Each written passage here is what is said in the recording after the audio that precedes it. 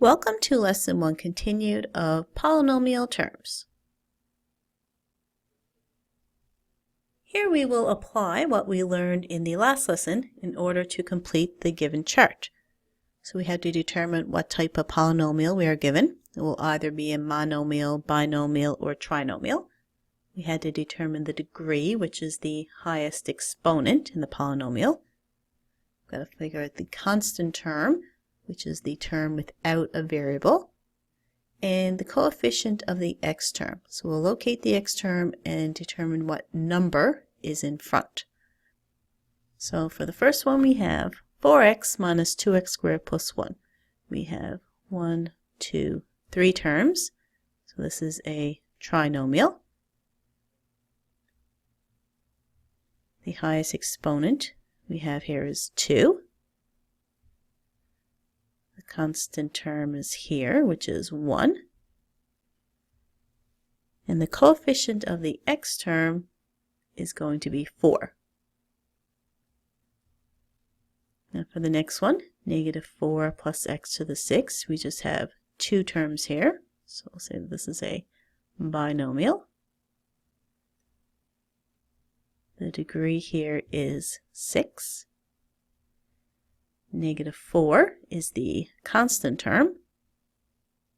And since we don't have an x term, I'm just going to say NA for not applicable.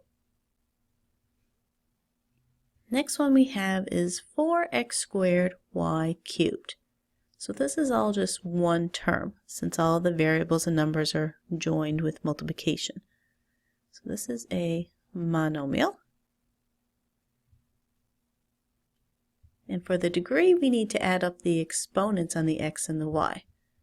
So 2 plus 3 equals 5. There is no constant term here. So it's again NA for not applicable, and there's no x term either.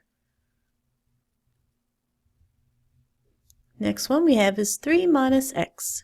We have 2 terms. So this is another binomial. The degree of this binomial is just going to be 1.